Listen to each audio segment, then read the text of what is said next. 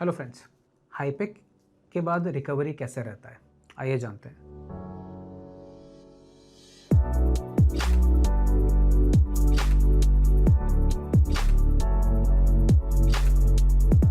मेरा नाम डॉक्टर प्रवीण कुमार है। मैं कैंसर सर्जन हूँ।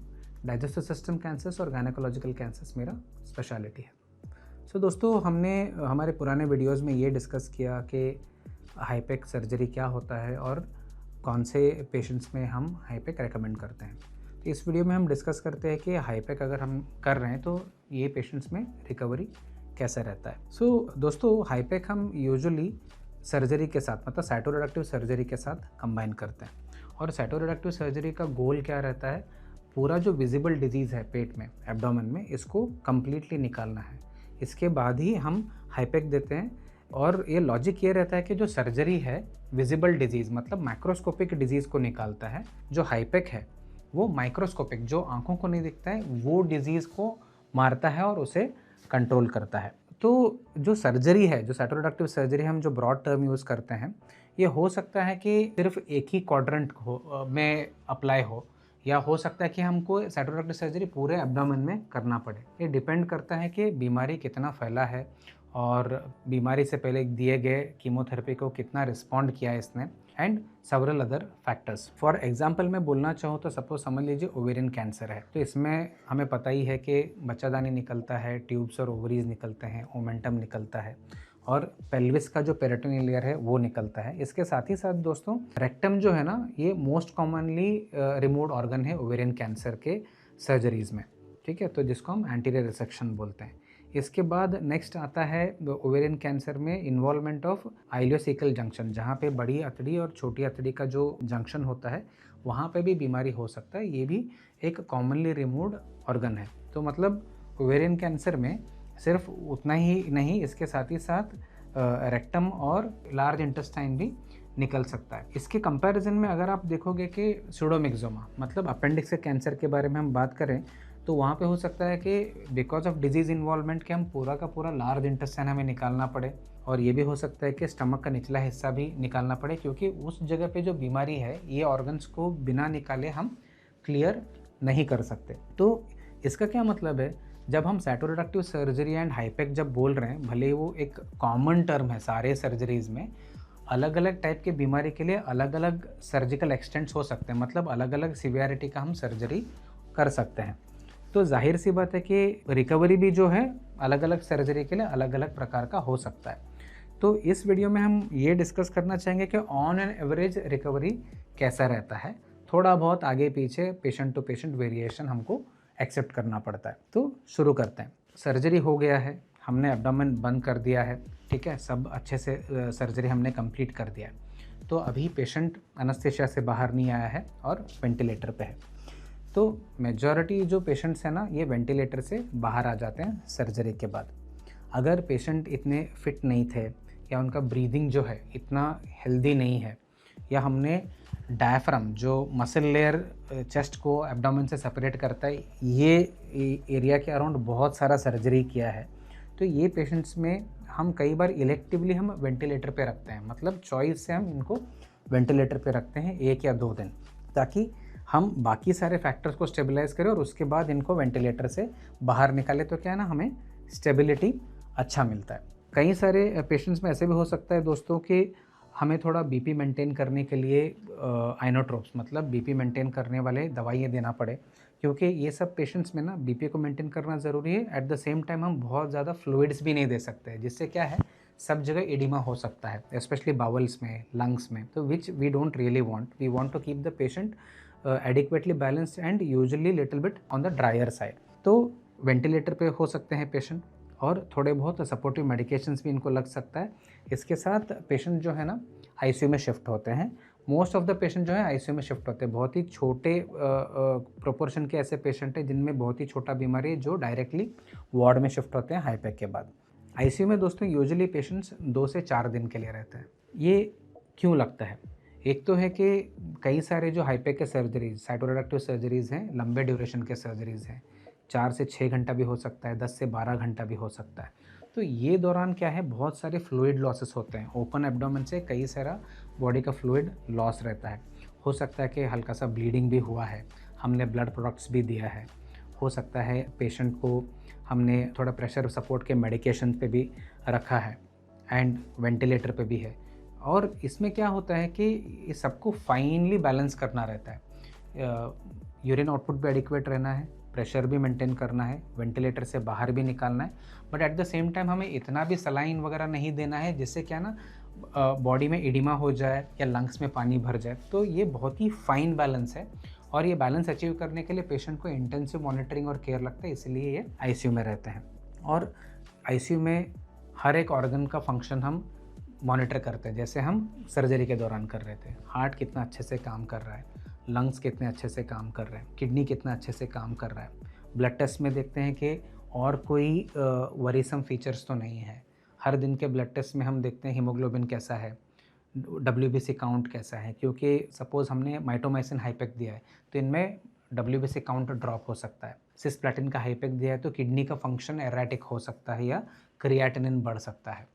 एंड फ्लूइड शिफ्ट्स की वजह से, मतलब क्योंकि लार्ज वॉल्यूम फ्लूइड शिफ्ट्स हो सकते हैं मेजर सर्जरीज़ में, बॉडी में सोडियम की मात्रा, कैल्शियम की मात्रा, पोटेशियम की मात्रा में आगे पीछे हो सकते हैं। इन सबको फाइन ट्यून करके बैलेंस करना रहता है। साथ ही साथ शुगर्स भी हमें कंट्रोल करने रहते हैं ताकि पेशेंट को एडिक्वेट कैलोरीज मिलते रहे।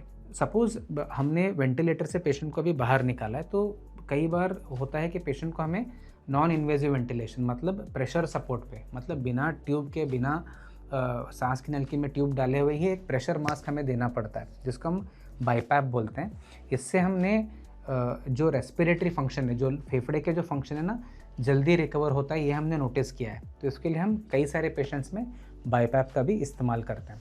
सो अगेन ये सबको कोऑर्डिनेट करके अच्छे से बैलेंस करके देने के लिए आईसीयू में रखना बहुत ज़रूरी होता है। यूजुअली सर्जरी के अगले दिन या उसके दूसरे दिन तक वेंटिलेटर से यूजुअली पेशेंट्स बाहर आ जाते हैं। अगर प्रेशर सपोर्ट करने के लिए हमने मॉनिटरिंग के लिए आर्टेरियल लाइन वगैरह डाला है तो ये निकल जाते हैं। तो जैसे ही पेशेंट वेंटिलेटर से बाहर आ जाता है, हम उनको ओरली, मतलब मुंह से लिक्विड्स वगैरह शुरू कर देते हैं थोड़े स्मॉल क्वांटिटीज़ में, और रिकवरी जैसे हो रहा है उसके हिसाब से हम इसको धीरे धीरे बढ़ाते जाते हैं। थोड़े पेशेंट्स में ऐसे हो सकता है कि हमें इंट्रावीनस, मतलब ब्लड वेसल्स के थ्रू न्यूट्रिशन देना पड़े ताकि एडिक्वेट कैलोरीज जाए और हीलिंग में कोई इश्यू ना हो। जब पेशेंट वेंटिलेटर से बाहर आ जाते हैं, इनका आर्टेरियल लाइन निकल जाता है, तो बाय डे 1 या डे 2 वी प्रेफर कि वो बेड से बाहर मोबिलाइज हो, हल्का सा थोड़ा वॉकिंग करें, चेयर पे बैठें, ब्रीदिंग एक्सरसाइजेस करें, आपका लेग मूवमेंट हो, तो ताकि क्या है, थोड़ा बॉडी का जो फंक्शनैलिटी है इम्प्रूव हो जाए और पेशेंट को भी कॉन्फिडेंस आ जाए। एंड ऑल थ्रू आउट क्या है, इसमें हमें पेन कंट्रोल करना बहुत ज़रूरी रहता है। So all are patients get epidural catheters, मतलब स्पाइनल कॉर्ड के साइड पे हम एक कैथेटर डालते हैं जिससे हम पेन मेडिकेशन देते हैं, जिससे क्या है, जहाँ पे सर्जरी हुआ वहाँ पे पेन ना हो। तो इससे क्या है ना, पेशेंट कंफर्टेबल रहते हैं, अच्छे से ब्रीदिंग करते हैं, मोबिलाइज करते हैं, और इनमें बाउल फंक्शंस भी क्या है ना, जल्दी रिकवर होता है। सो डे 1 डे 2 में majority of the patients ventilator से बाहर आते हैं। जो प्रेशर के लिए, बीपी मेंटेन करने के लिए जो मेडिकेशंस थे वो कम होके यूजुअली बंद हो जाते हैं। यूरिन आउटपुट स्टेबल हो जाता है, बीपी स्टेबल हो जाता है, थोड़ा मुंह से इनटेक शुरू हो जाता है, तो ओवरऑल स्टेबिलिटी आ जाता है और पेशेंट का ब्रीदिंग भी मोर और लेस स्टेबल हो जाता है। और कई बार हम इनको बाईपैप भी देते हैं। बाय डे 3 डे 4 तक क्या है कि सेवरल मेडिकेशंस, काफ़ी सारे मेडिकेशंस जो है ना, ये बंद हो जाते हैं। इसके साथ ही साथ पेशेंट का जो मुंह से लेने का कैपेसिटी है ना, ये इम्प्रूव होते जाता है। पेशेंट टू पेशेंट ये वेरी हो सकता है, बट बाय डे 3 और डे 4 अच्छा खासा लिक्विड्स पेशेंट्स लेना शुरू करते हैं और जो रिक्वायरमेंट था बाईपैप का, ये भी स्टेबलाइज हो जाता है। तो हमें पता चल जाता है कि ये पेशेंट्स में कितना बाईपैप, मतलब जो ब्रीदिंग का सपोर्ट चाहिए, ये कितना देना है, ये भी हमें एक स्टेबिलिटी के लेवल पे आ जाता है। तो हमें पता रहता है कि इनमें इतना ही ज़रूरी रहता है। And these patients by day 3 day 4 they'll be walking around and generally feeling good about the whole thing। तो इसके बाद क्या है, हम पेशेंट को वार्ड में शिफ्ट कर सकते हैं। तो वार्ड में भी क्या है दोस्तों, सेम प्रोसेस इज कंटिन्यूड।